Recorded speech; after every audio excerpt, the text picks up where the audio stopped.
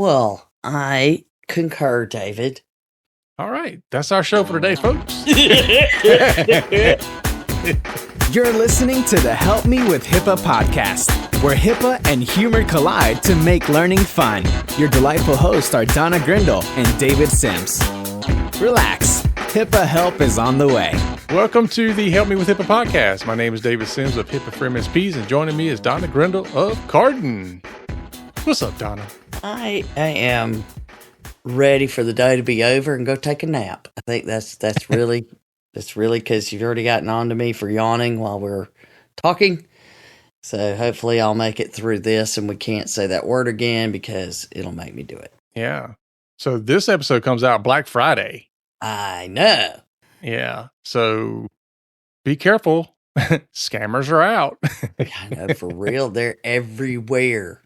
I know. And I've been talking a lot to my clients as well as other people that aren't my clients. People have me give talks this time of year about all the scams and stuff, which is interesting because I'm like, why are you so interested in scams in November, December, and the rest of the year you just let people take you into the cleaners, you know? Like, you got to do it all the time. Yeah, because there's just a peak now. Yeah. But that doesn't mean they're not doing it all the time.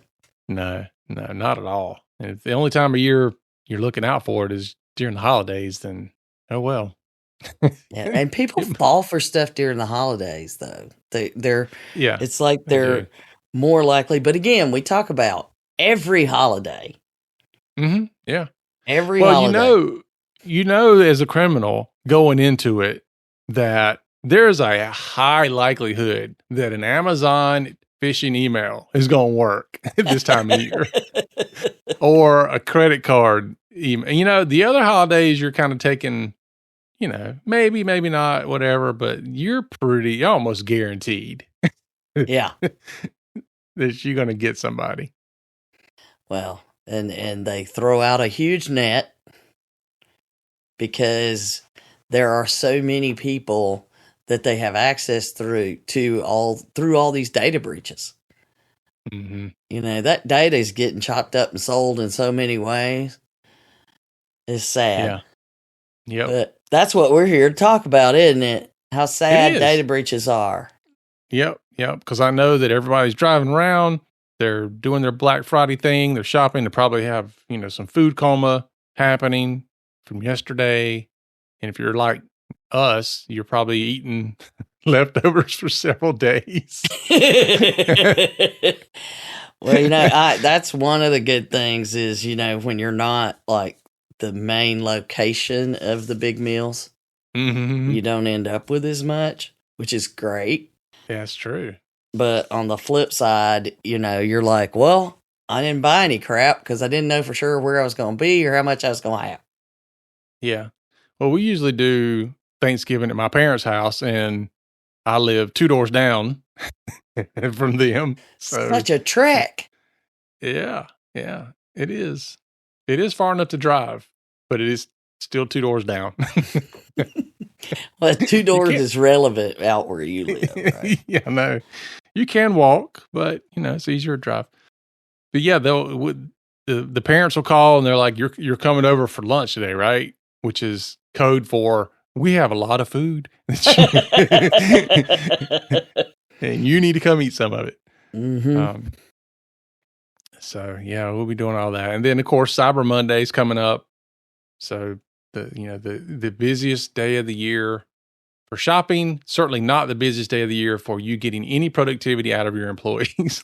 I know, right? Why don't we just go ahead and just, you know, give that up? Black Friday was that thing, you know, you go do all your shopping. Mm-hmm. Yeah. It was the day off. That's why it became what it is, but it's nowhere near. I mean, I went one time when I was asked to participate. Oh, we used to do a family affair. Man, I would take, you know, because I had 4 kids. Well, 5 when you include my stepson. Yeah. But we would go on Black Friday, and I would post kids around the store. Mm-hmm. your one job is to grab this item as soon as they unwrap because they had everything in like big cellophane wrap things. It's like as soon as it's so funny because like the Walmart shoppers, I feel so bad for them because as soon as they would start to tear it open, like everybody would jump in and start helping them. It's like, oh my gosh, y'all. But see, the thing about it is you got some little 10-year-old kid standing there. They can weasel in and out of people, and so they would weave up in there and grab the thing and then be out. And nobody even noticed what they had done. And so I would be stationed like over in grocery where nobody is. And so I would send my minions out and they would grab everything and head back. And I think one time we went on Black Friday and we left the house, got to Walmart, did our shopping, and got back home within an hour on Black Friday. That is just wrong. That is just wrong. We were getting it. Because then it was like as soon as the first kid was back, we were already heading to the register. And everybody else would just get there before we finished ringing up. It is at least taking advantage of, the other side of having so many kids. Yeah, there's not very many advantages, but that was one of them. we can do some shopping. But anyway, so today we'll be talking about the FBI private industry notification. And these come out, but we never specifically point out that they come out. Mm. And there was one that came out recently for all of private industry. Yeah. That's key. All mm-hmm. of private industry. Yep. So it doesn't matter, doesn't matter about HIPAA, doesn't matter about compliance, doesn't matter what industry you're in. Mm-hmm. We talk about this all the time on here. It's about security because you can have security and not compliance. They are not the same. Please do not ask me how to be HIPAA compliant. Oh gosh. Hate it.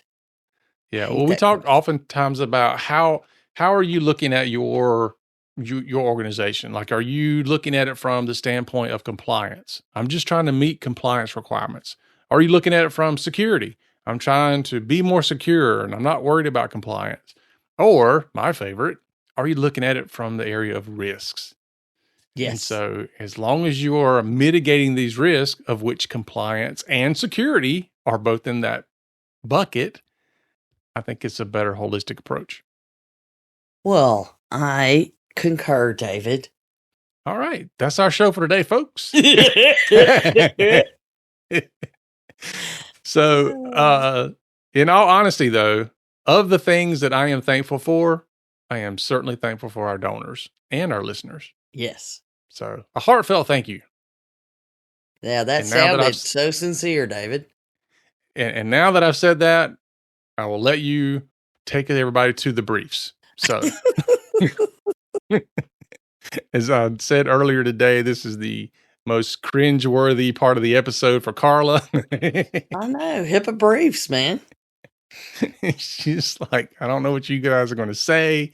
So for HIPAA briefs, let's talk about sanction policies. Are they specifically required by both the privacy rule and the security rule? That is correct, David. Uh-huh. Yes. Interestingly enough, it requires both.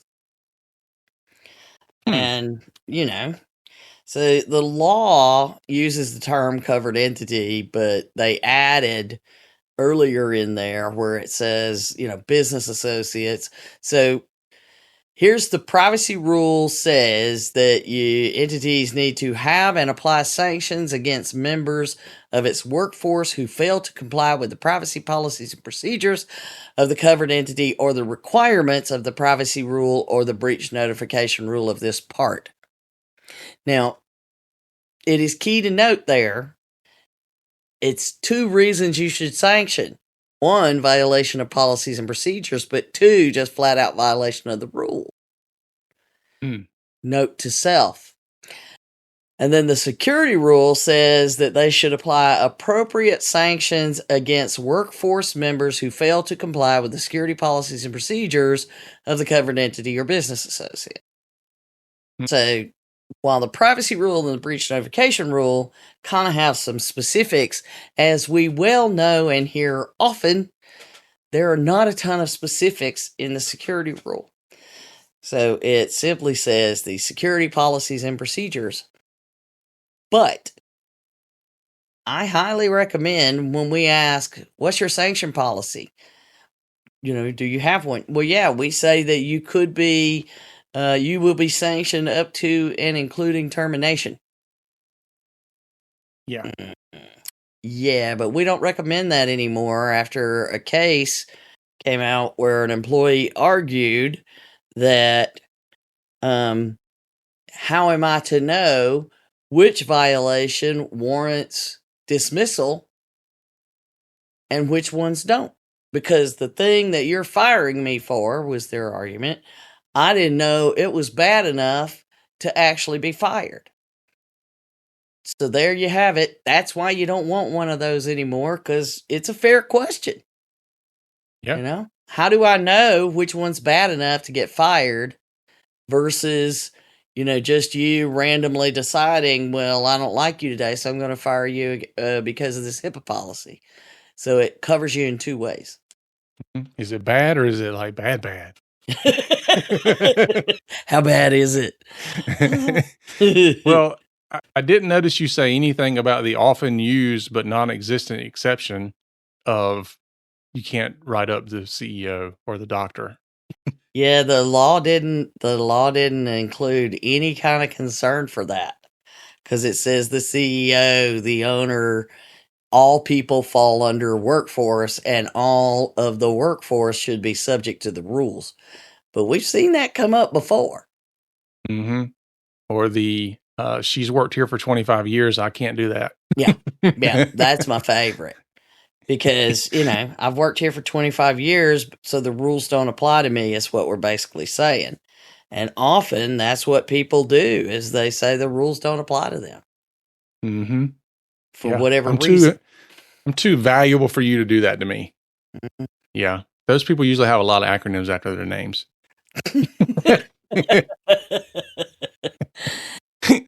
Yeah, that's a whole nother level of complexity that you have to deal with, is those scenarios. But that's why we recommend using something.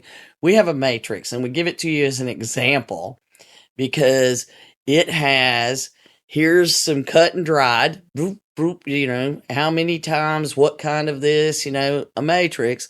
But then you're allowed to increase or decrease based on some more subjective. It's both subjective and objective. So I can choose to make some additional things, but I got to start where everybody would start here. And then if I'm going to make it worse or better, it's these reasons. So highly recommend doing it a different way. Okay. So do you have I really like him as part of the measurement? Yeah. It's, they write the checks. That's I write the checks, so I get to decide. Yeah. Yeah, that's true. Yeah, I've been sanctioned before by my team. It's not pretty. I think I will sanction myself today and give myself a paid day off. Yeah. By the way, did I tell you? I don't know if it was on the podcast or not, that I got a call from the team while I was in Miami, because they thought I was tricking them again for Cybersecurity Awareness Month. Oh, really? Yeah. And something happened, and they called, and it was so funny because I'm on the call with them, and it's like, are you doing this to us? And I'm like, no. And then it was like, okay, wait a minute, she lied before.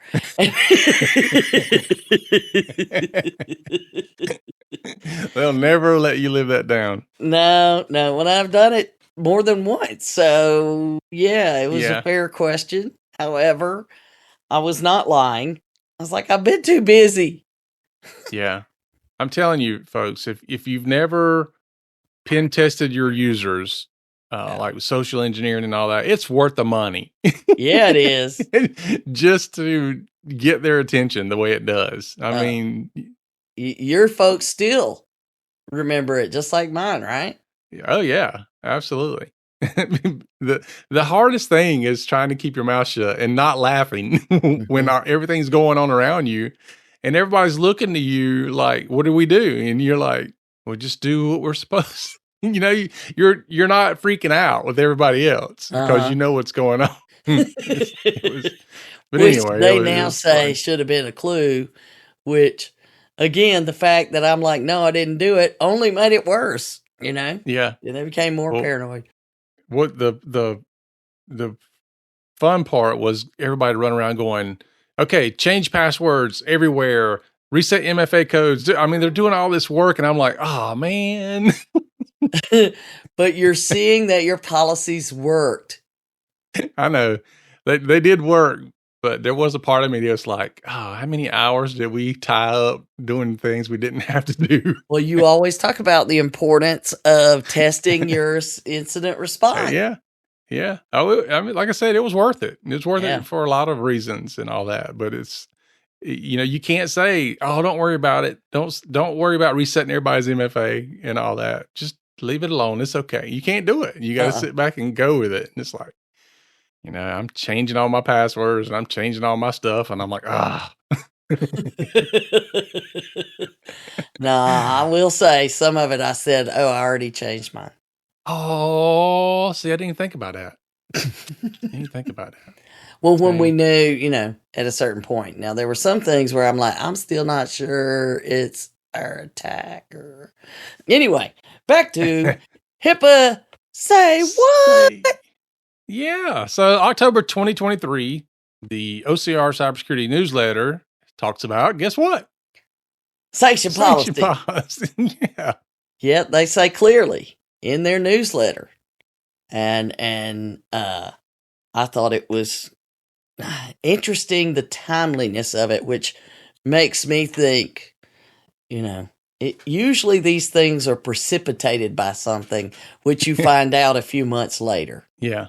I was going to say, it's rarely just, you know, by accident, or they just chose something out of the blue. Yeah. This is usually not random. So their statement is a sanction policy that clearly communicates a regulated entity's expectations should ensure that workforce members understand their individual compliance obligations and consequences of non-compliance. So this is where you do talk about, I am complying with the policies and procedures and the requirements, or I am not. So they did bring up key points in their newsletter, and we got a link to the newsletter. I recommend that you check it out and you discuss it in your compliance team meeting or with HR or somebody. But they made a point of saying that you may want to consider the following when drafting or revising your policy: documenting or implementing sanction policies pursuant to a formal process. Oh, wait. You know, here are the rules. We're going to follow it. Requiring workforce members to affirmatively acknowledge that a violation of the policies and procedures may result in sanctions. That comes back to, you know, the sign-off sheets and stuff.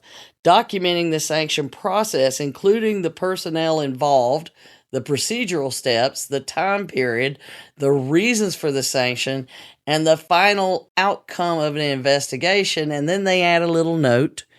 These records should be retained at least 6 years. Ooh. Creating sanctions that are, quote, appropriate to the nature of the violation. Creating sanctions that are, quote, varying depending on factors such as the severity of the violation, whether it was intentional or unintentional, whether it indicated a pattern or practice of improper use of disclosure of PHI. Also, creating sanctions that, quote, range from a warning to a termination. And then finally, providing examples of potential violations of policies and procedures. So, you can have a violation of a policy and procedure that is not a HIPAA violation. You could have a HIPAA violation that is not a violation of a policy and procedure. Because if your policy and procedure doesn't cover something, but it does violate the privacy rule, so take that newsletter and review it with the powers that be, put that in at least your first quarter plans. Because that lack of consequences,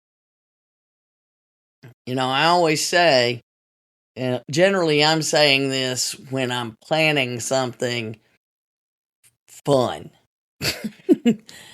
And I say lack of disapproval implies approval. So if you continue to allow it to occur, or you allow certain people to do it, then what you're saying is the rules don't apply to everybody. And one thing is very, very clear about HIPAA regulations. The rules apply to everybody. You're either in or you're out. There's nothing in between. That's right. All right. Let's get you sanctioned on. All right. We can come up with our own Help Me with HIPAA sanction list. That's what we need to come up with. Yeah, you're sanctioned for missing a whole month in a row. What would your sanction be if not listening to Help Me with HIPAA for a whole month in a row? Yeah, we got to come up with something. Yeah, a wet willy. A digital one. Now we got to come up with that. All right. So. All right. So the FBI private industry notification that came out. Let's talk about that because that's interesting stuff in this thing. Yes. I was like, sometimes when we see these things, you're kind of just like, oh, yeah, that's noted, and we don't go into it. And they have a local FBI cyber squad in their field offices, which I think is interesting. But these are actual cyber division notices. This one came out end of September. So leading into Cybersecurity Awareness Month, so it kind of got lost in a bunch of other things. But there's some very specific details that they share about what's going on, and so many people aren't paying attention to what this could mean to them. So first, let's talk about the threat that they are explaining. Yeah, so the title itself makes your head spin. Yeah. 2 or more ransomware variants impacting the same victims and data destruction trends. I'm like, wow, 2 or more variants impacting the same victims. Oh, gosh. Yeah. So this goes as of July 2023. So guess what? They've seen it start, and we know they're just ramping up for that year-end of flurry of attacks, and that's happening. But these trends include multiple ransomware attacks on the same victim in close date proximity and new data destruction tactics in these ransomware attacks. So it is worth noting that if they say data destruction, that means you're probably not going to get your data back. Yeah, that's kind of what they're saying. Yeah. So I'll just pay and get my data back. Maybe not.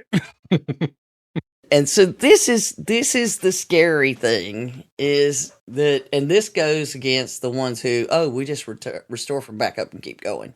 Yeah. Okay. They've heard us tell so many people don't do that. They know that's what people are doing. But here's what it says. During these attacks, the threat actors deployed 2 different ransomware variants against victims' companies. And here's the list of the variants that they are doing in combo. So first of all, we want you to know all of these get names, and the attackers name it, or the nerds name it, or it's a little bit of both. Avos Locker, Diamond, that I can work with. Hive, Karakurt, Lockbit, Quantum, and Royal. How about that? They're deployed in different combinations. So we're not talking about just 2 different variants. Mm-hmm. That you can create a lot of combinations when you've got that many. Yeah. So the use of this, they do data encryption, exfiltration, financial losses from the ransomware payment, all happen in the first one. And then the second one, because you're already compromised, it makes it even worse because you probably lose whatever it is that you still had. And close proximity, I mean, that hurts. And the number of people who say, I don't understand why you have to keep us down and disconnected for so long. Well, we're trying to make sure you don't get hit again. Yeah. Here's I think I'll start the kick them while they're down ransomware gang. Yeah. That is the reason that we really push to keep you moderately functional and not fully internet connected until there's been time to do a full investigation of what's going on within the network. Mm-hmm. But then, trying to explain that is not always easy.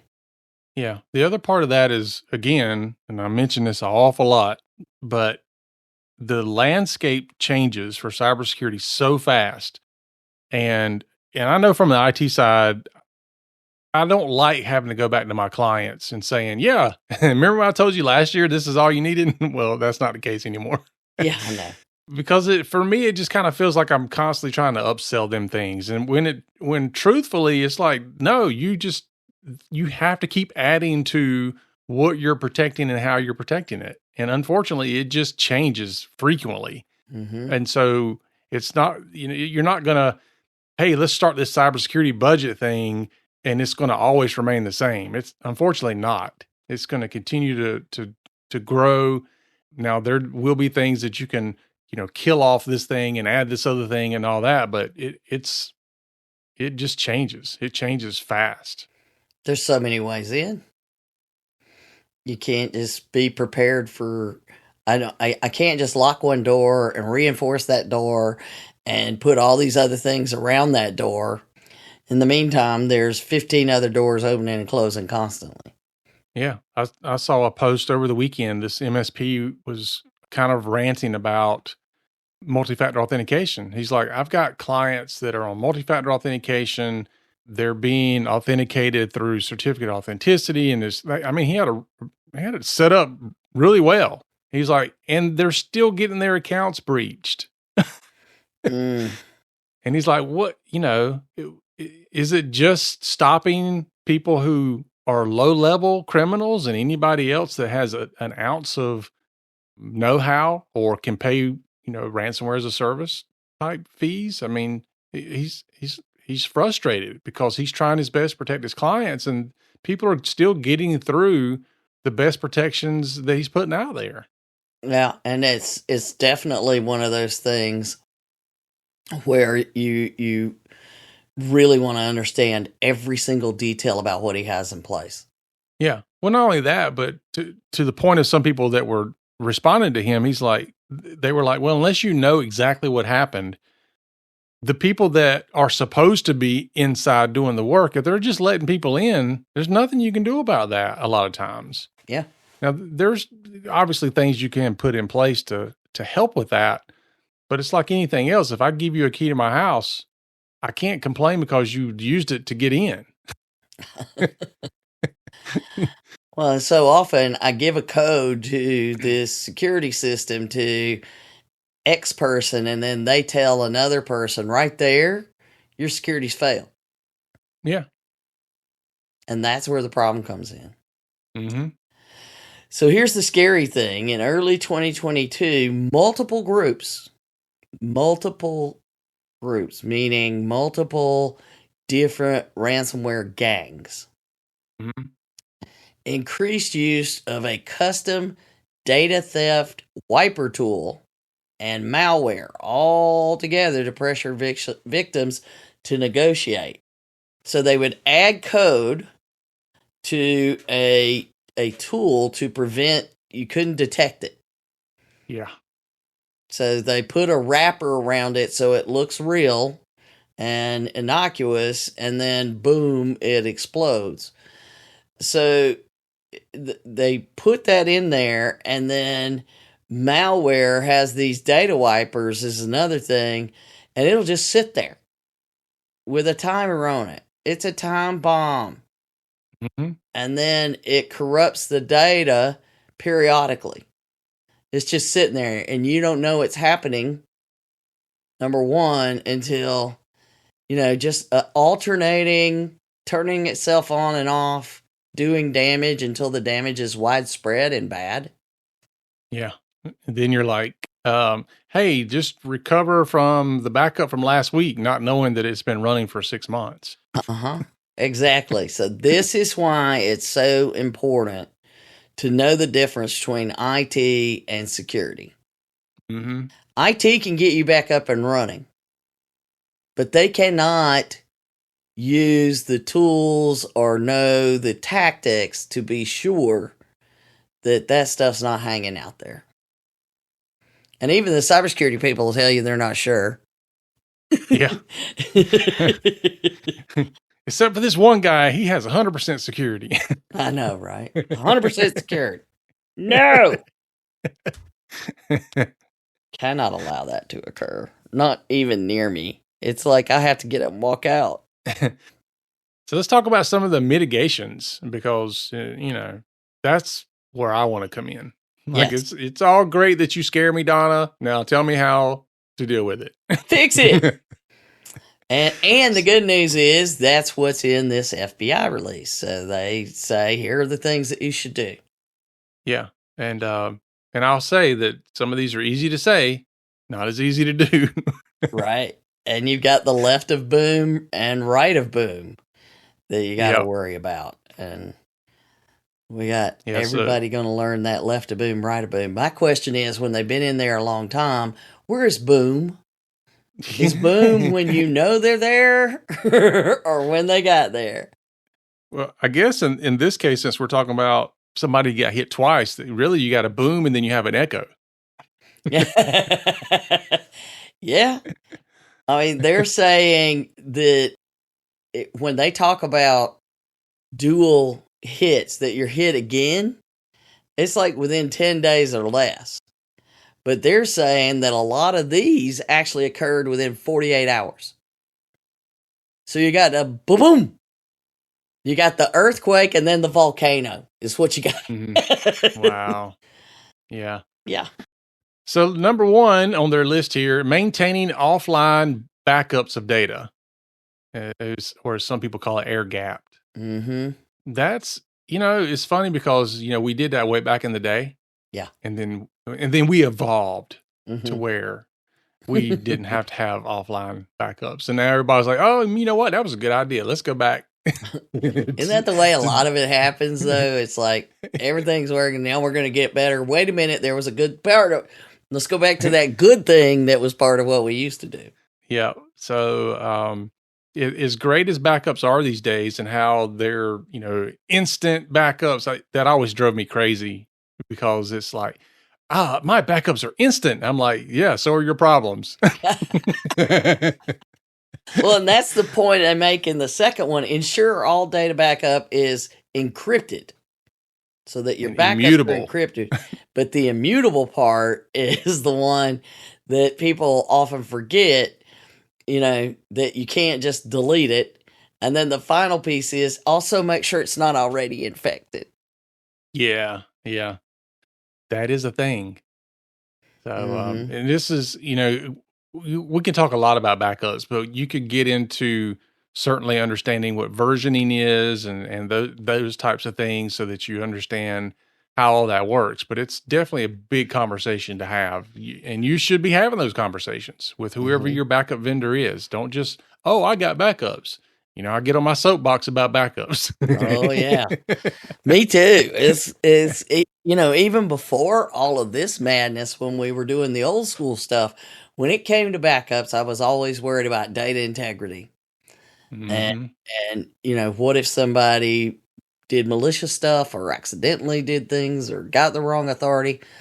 I was worried about that. So, it was like you had your daily backups, your weekly backups, and your monthly backups, and you kept 2 monthly backups, 2 months back. Mm-hmm. So you're really rotating, 3 backups each month, 4 during or 5 during the weekends, plus the 5 or 6 depending on how you operate. But you can't have too many layers. Yeah. Now let me make one special point here, because I did have a client once ask me when I started bringing up all this kind of stuff. They said, "So you mean to tell me we need to go back to tape backups?" It's like, no, that is not what I'm saying. Oh, no. God, I remember those days. Yeah. But so here's another one that's kind of hard. Review the security posture of third-party vendors and those interconnected with your organization. HICS-CRIM. Yep. And this is tough for a number of reasons. The biggest reason that it's tough is because if you're purchasing backup from me, for example, and then you're vetting me, well, guess what? I'm not the one really doing the work. That's coming from another backup vendor. I'm just the reseller, and you're vetting me as the reseller. So how do you even get to that backup vendor? If they'll even tell you who it is, because some people think they have a secret sauce and they don't want to tell you who they're using. But and then you've got that backup vendor. They're probably using like AWS or something else. So you've got this long tail of vendors. Well, and that's why I'm going to vet the ones I have a contract with. Mm-hmm. Because I'm going to say to you, I'm counting on you to take this seriously with your vendors. Right. And that's all we can do these days. But it is something, supply chain risk management. Oh, and for those HICS-CRIM, health industry cybersecurity, that's the HIC we put on everything. And SCRIM is supply chain risk management. And NIST and CISA and 405D and HSCC and everybody is on board trying to figure out ways that supply chain risk management can be done and managed easier. Yeah. The next one here, I wish I could say it was easier. Yeah. Implement listing policies for applications and remote access that only allow systems to execute known and permitted programs under an established security policy. So this is where we get into whitelisting, blacklisting, zero trust, those types of things.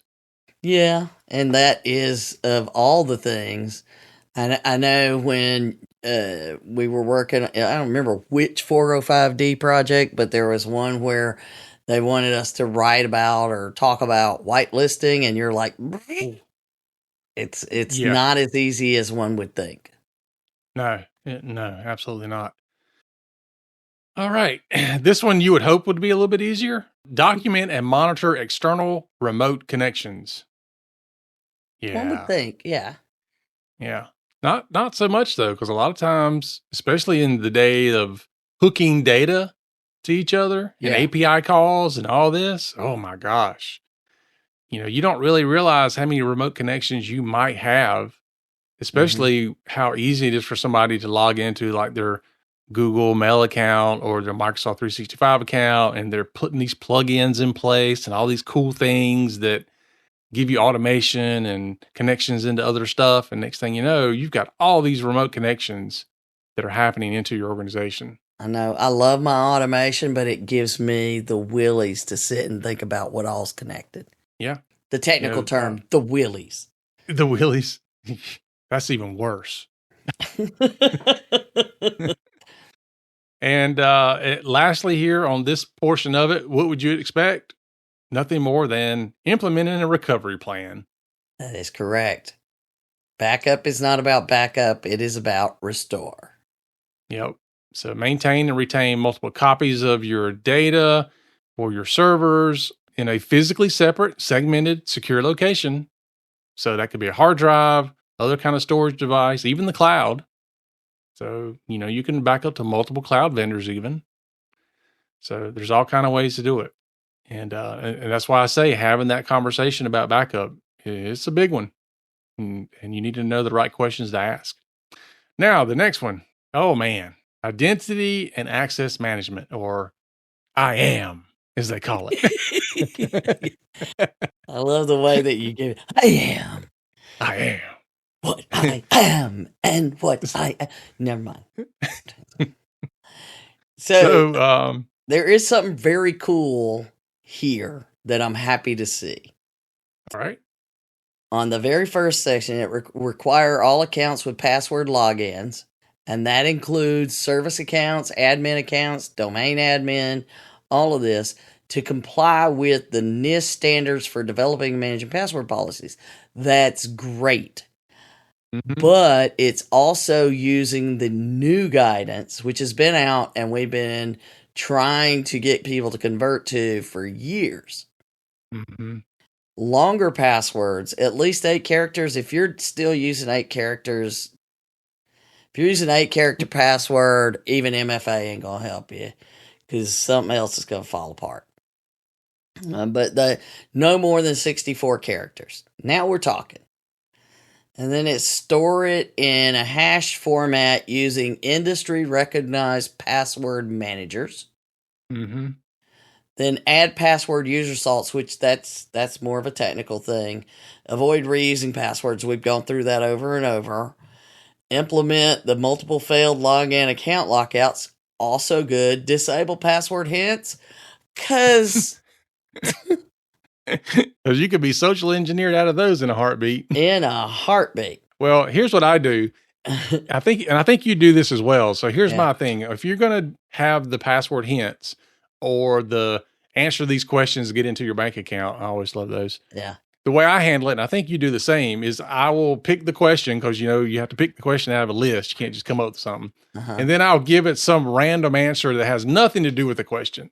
Yeah. So there, and I use my password manager to keep that information so that I understand when it asks me, like, what was your favorite childhood superhero? And I put spaghetti.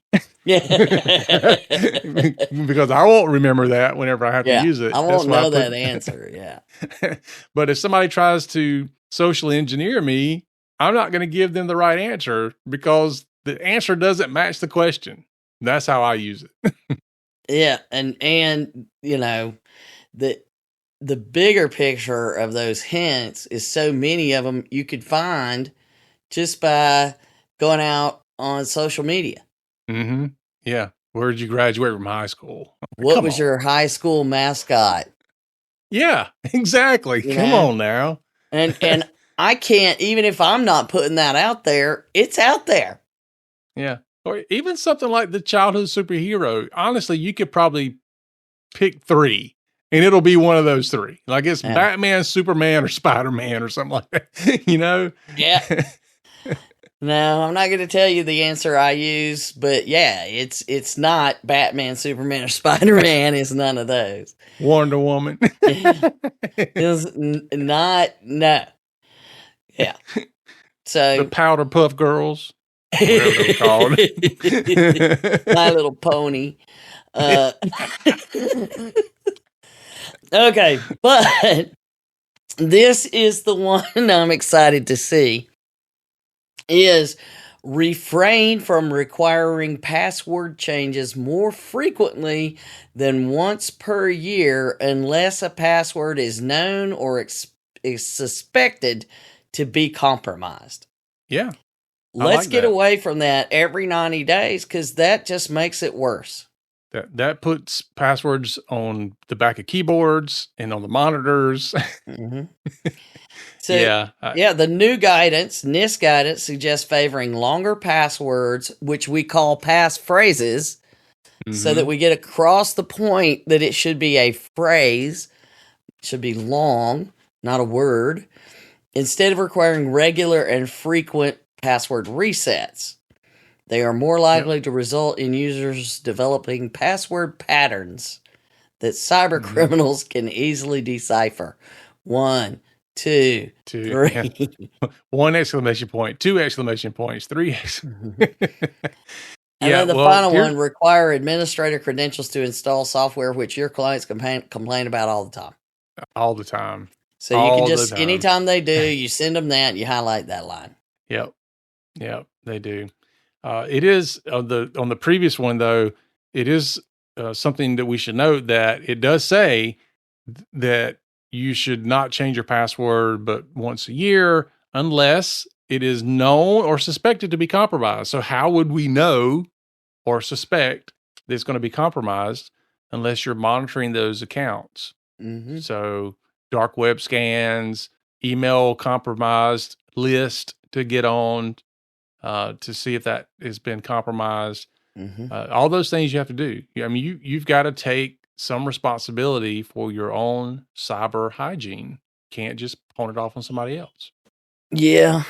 It's kind of like you can't tell somebody else it's their job to brush your teeth. That would be awesome. Yeah, see all the robot stuff where they come and brush your teeth. Still, it's, you teach little kids to brush their own teeth. I never could teach my dog to, though. That's why we have chews. Require phishing-resistant MFA.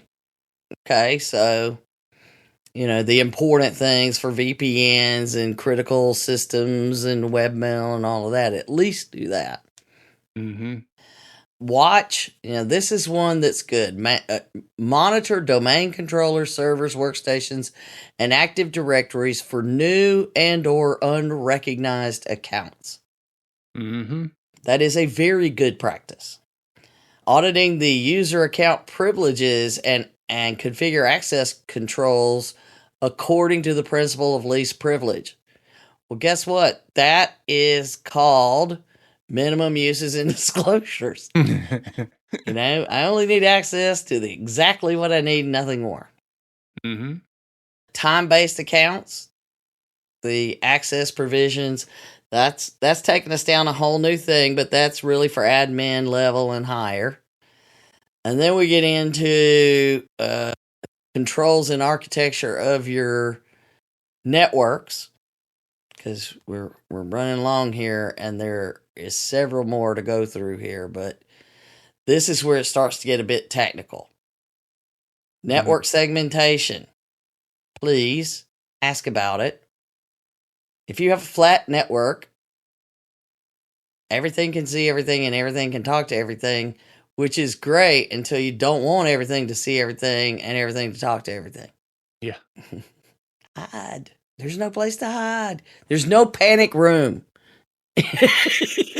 Identify, detect, and investigate abnormal activity and potential traversal of the indicated ransomware with a networking monitoring tool. So that's where we start to get into what's called EDR, which is in endpoint detection and response.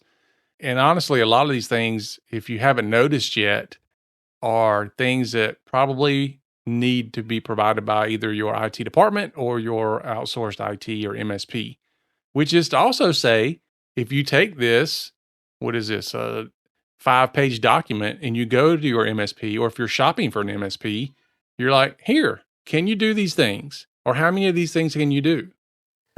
Yeah. Once you get that quote from them, then you go through the list. Wait for the quote. Which of these things are you doing in this quote? For that price, none of these.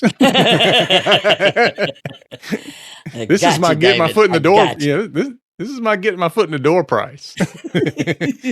Because as Jack Nicholas said, you can't handle the truth. Not Jack Nicholas. Jack Nicholas is the golfer, honey. Yeah, he said that when he missed a swing. The other Jack. Yeah, I can't wait to hopefully Nicholson. Hopefully they'll pick that face of you trying to figure out who Jack Nicholson is. Well, I said it right the first time, then I backed up. Yeah. That's bad whenever you had it right the first time and then you backed up and missed it. Yeah.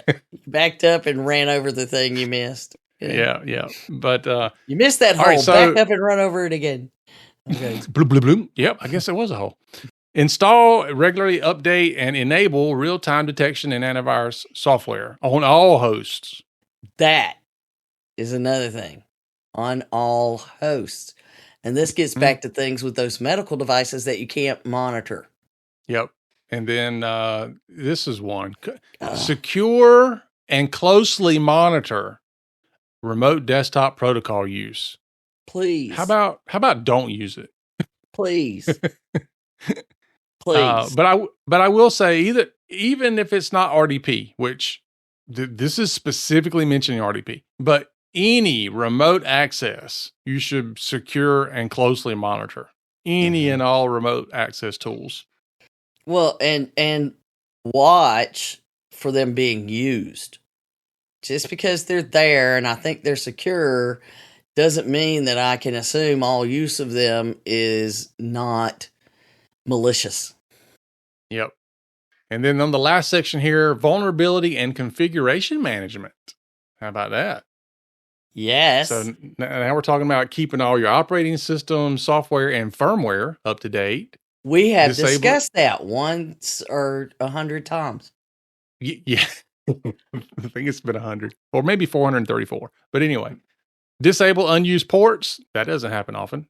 Yeah. Consider adding an email banner to emails that are received from outside your organization. Because people read those.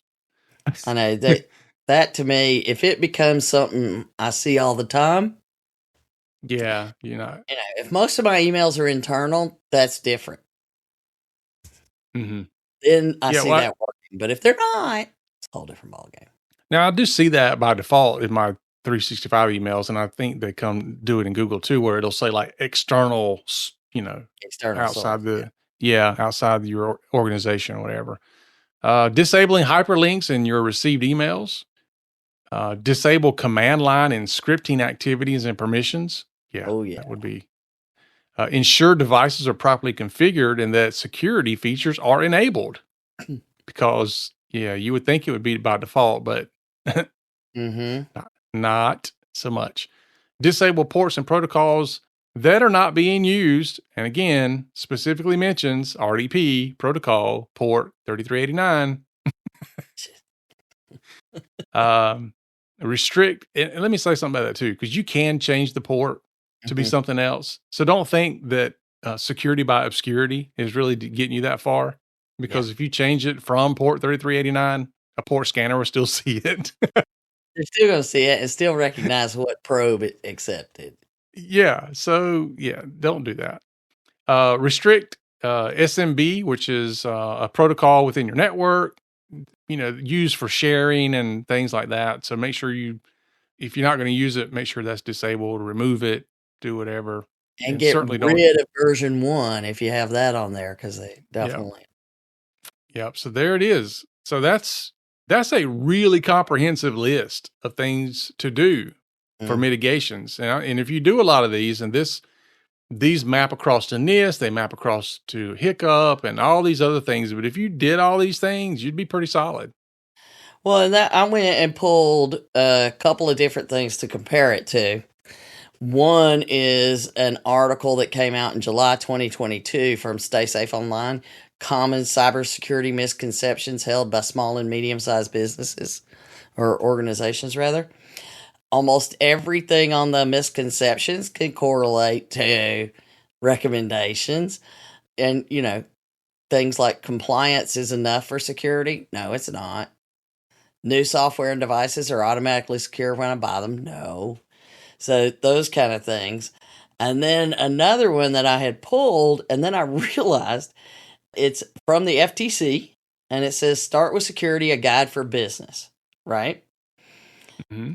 And I'm going through it, and it has things like, control access, require secure passwords, store where you need to, segment and monitor, secure remote access, all the things we just talked about.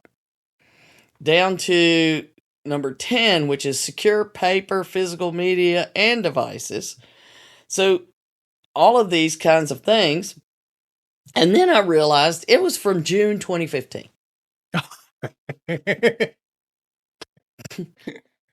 So, things have not changed dramatically.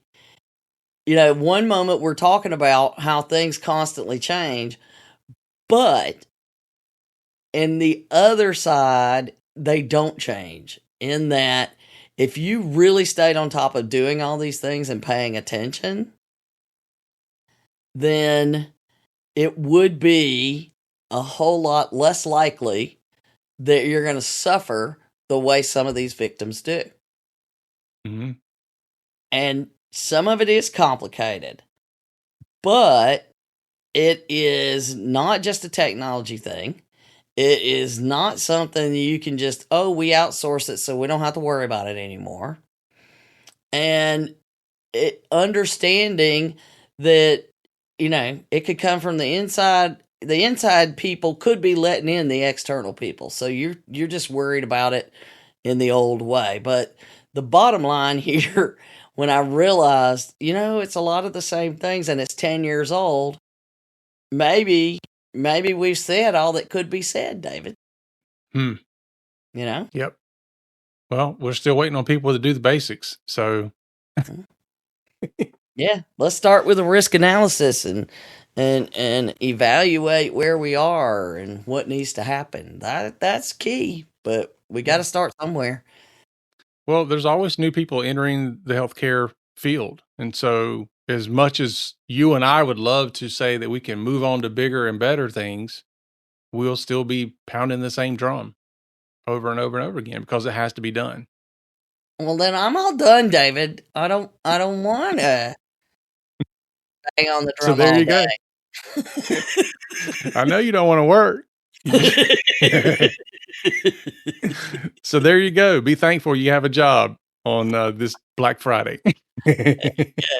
All right, folks, that's our show for today. Thanks for listening. Be sure to share it out and rate us and give us a review. We appreciate it. And remember, for Donna and myself, that HIPAA is not about compliance. It's about patient care.